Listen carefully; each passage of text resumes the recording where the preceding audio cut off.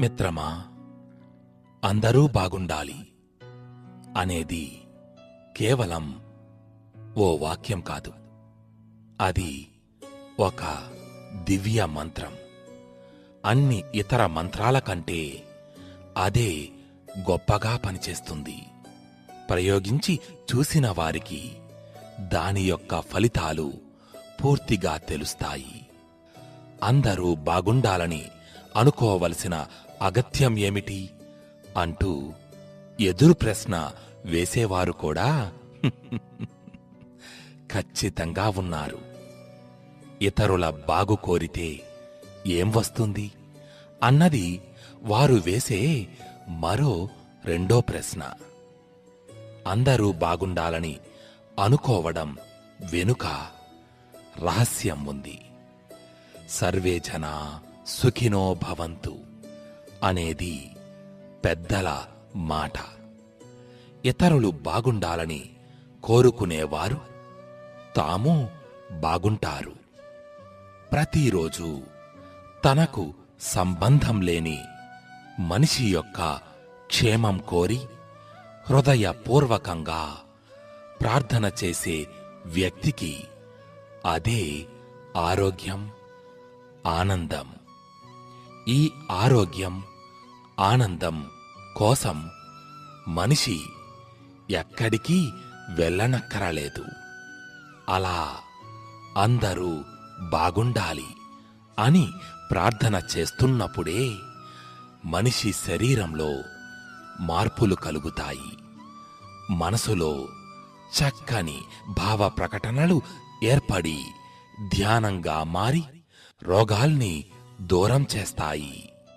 లోకం యొక్క క్షేమాన్ని కోరుకునే వారి బాగును భగవంతుడే చూస్తుంటాడు. నలుగురు ఇండ్లు కట్టుకోవడానికి సహాయపడిన వ్యక్తిని చెట్టు కింద ఎవరు ఉండనిస్తారు? ఆ మిత్రమా, నిజాయితీగా నిస్వార్థంగా ఉండేవారు, నలుగురి క్షేమము కోరేవారే ఈ సమస్త లోకానికి కావాలి. వారందరి ఉమ్మడి రూపమే దివ్య శక్తి. ఆ దివ్య శక్తిని నీకు నచ్చిన ఏ దేవుని పేరుతోనైనా పిలుచుకోవచ్చు. మిత్రమా, వాస్తవానికి ఏ ఇంద్రియం ఒక కర్మ చేస్తుందో ఆ ఇంద్రియమే కర్మకి కారణమవుతుంది. మనం ఏ ఇంద్రియాన్ని సద్వినియోగం చేసినా దుర్వినియోగం చేసినా కర్మ ఫలాలు ఆ ఇంద్రియమే పొందుతుంది. కొందరికి వ్యంగ్యాలు, నిందలు, హేళన, తిరస్కారంగా మాట్లాడటం అలవాటు. తెలివితేటలుగా మాట్లాడుతున్నామని అనుకుంటారు. ప్రకృతిలోకి ఇలా నీచమైన వాక్కు పంపితే ప్రకృతి క్షమించదు. వాక్కు దుర్వినియోగం చేస్తే అదే వాక్కు ప్రతిఫలంగా తిరిగి వస్తుంది. ఏదో ఒకనాడు వాక్కు దుర్వినియోగం చేయడం వలన తీవ్రమైన వ్యధకి లోనై ఒకరిని బాధించకూడదనే సత్యం కన్నీరు కారుస్తూ నేర్చుకుంటారు. ఇదే కనులు, కాళ్ళు, ప్రతి ఇంద్రియానికి వర్తిస్తుంది. మంచి చేయలేకపోయినా చెడు చేయకూడదు. ఆస్తులు లేకపోయినా అప్పులు ఉండకూడదు కదా. ఆ మిత్రమా, ప్రతి ఆలోచన ఒక కర్మ, ప్రతి మాట ఒక కర్మే. చేతులు కాళ్ళతో చేసేవి మాత్రమే కర్మలు కావు. మనస్సుతో చేసే కర్మలకి ఎక్కువ ఫలాలు ఉంటాయి. మనస్సు ద్వారా చేసే కర్మ ఫలాలని ప్రతి ఇంద్రియం అనుభవిస్తుంది. వ్యాధుల వల్ల వచ్చే నొప్పులని మనస్సు వేదనగా మార్చి అందిస్తుంది.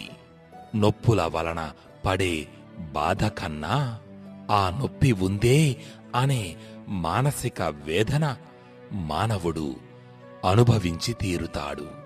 ఇది ప్రారబ్ధ కర్మలో లేదు. మనం ఆ అనవసరమైన కర్మ అనుభవించనక్కరలేదు. ఇది కొత్త కర్మ అవుతుంది. మన జీవితంలో మనకి బాధ కలిగించే ప్రతి కర్మఫలాన్ని ఎలా ఎదుర్కోవాలా అని ఆలోచిస్తూ ఉంటాం. పొద్దున్న లేచినప్పటి నుండి శరీరం అనుభవించే బాధల వలన పనులు సకాలంలో జరగకపోతే మనకు చిరాకు కలిగి దానికి కారణం అని అనుకుంటున్న వాళ్ళని నిందిస్తుంటాం కదా. మనకు గౌరవ మర్యాదలు తగ్గాయని అహంకారంతో ఇతరులపై చిందులు వేయడం, మన మనస్సుకి హాయిగా ఆహ్లాదం కలిగేలా ఇతరులు మాట్లాడకపోవడం చేత వచ్చే కోపం, ఇతరులు మనకు నచ్చిన వాళ్ళని తిట్టడం, మనకు నచ్చని వాళ్ళని పొగడటం చేస్తే మనం క్రోధాన్ని అదుపులో పెట్టుకోలేకపోవడం వలన వచ్చే పోట్లాటలు. ఇవన్నీ మనం వర్తమాన కాలంలో చేస్తున్న అనవసరమైన కొత్త కర్మలు. మనం ఇలా ప్రారబ్ధంలో లేని కొత్త కర్మలు చేస్తూ వీటికి తగిన ఫలాలు అనుభవిస్తూ ఇదంతా నా ముఖాన రాసి ఉంది, నా ప్రారబ్ధం ఇది అని అనుకుంటున్నాం. కష్టాలు మీ ప్రారబ్ధం కావచ్చు.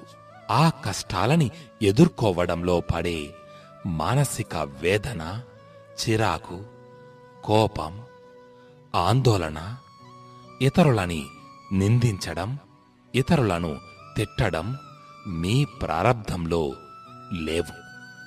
ఈ సమయంలో మనం మనస్సుని, మాటని అదుపులో పెట్టుకోలేకపోవడం వలన దేనికి తగిన దుష్కర్మ ఫలం వెంటనో తరువాతో తప్పక అనుభవిస్తాము.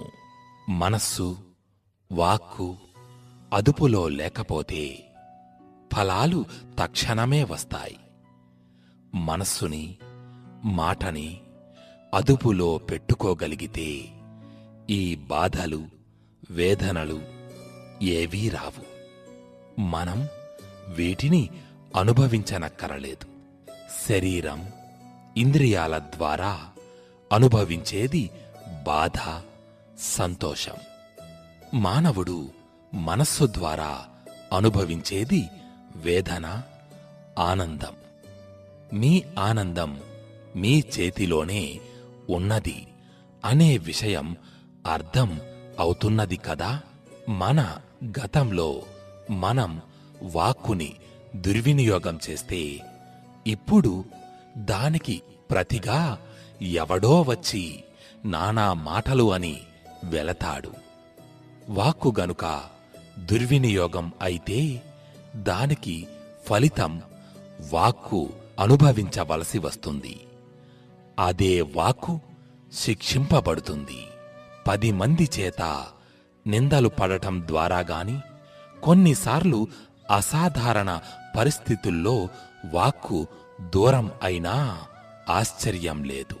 ఈ కర్మ సిద్ధాంత ధర్మ సూక్ష్మం తెలిసి చిరునవ్వు నవ్వగలిగితే మీరు ఆ కర్మ జయించారు. కొత్త కర్మ కూడా చేయలేదు. కర్మలని జయించే పద్ధతి ఇదే. శరీరం బాధపడుతుంటే మనస్సు బాధపడక్కర్లేదు. అయ్యో, శరీరం బాధపడుతోందే అని మీ మనస్సు కూడా వేదన చెందితే మీరు లేని కష్టం అనుభవిస్తున్నారు అని అర్థం. అలాగే మన మనస్సు వేదన పొందితే దానిని అదుపులో పెట్టుకోలేకపోతే వెంటనే శరీరం తీవ్రంగా ప్రభావితం అవుతుంది. అప్పుడు వివిధ వ్యాధులు రావచ్చు. ప్రారబ్ధం ప్రకారం గతంలో ఎవరి మనస్సునో బాధించిన కారణంగా మీ మనస్సు మాత్రమే ఇప్పుడు కొద్ది కాలం వేదన పొందాలి. మనస్సు అదుపు తప్పడం వలన ఆ ప్రభావం శరీరంపై పడి గుండె ఆగిపోయే జబ్బులు వచ్చినా ఆశ్చర్యం లేదు. ఇది ప్రారబ్ధ కర్మలో లేదు. కేవలం మనస్సు అదుపులో లేనందువల్ల శరీరం అనవసరంగా అనుభవించే కొత్త కర్మ, కొత్త వ్యాధి. ఇది ఏ జాతకంలోనూ కనిపించకపోవచ్చు. మనం తెలివి తక్కువగా కొని తెచ్చుకునే కర్మలు, వ్యాధులు జాతకంలో కనబడవు. దీని గూర్చి ఎవ్వరినీ నిందించకూడదు. మీ మనస్సుని, వాక్కుని అదుపులో పెట్టడం నేర్చుకుంటే కర్మలను జయించవచ్చు. మిత్రమా, ఇది గతంలో మనం చేసిన కర్మల సమాహారం వలన ప్రస్తుత శరీరం ద్వారా అనుభవించడానికి సిద్ధంగా ఉంటుంది. అదే ప్రారబ్ధ కర్మ. లోకా సమస్తా సుఖినో భవంతు. అందరూ బాగుండాలి, అందులో మనమూ ఉండాలి. అంతే కదా? ఆ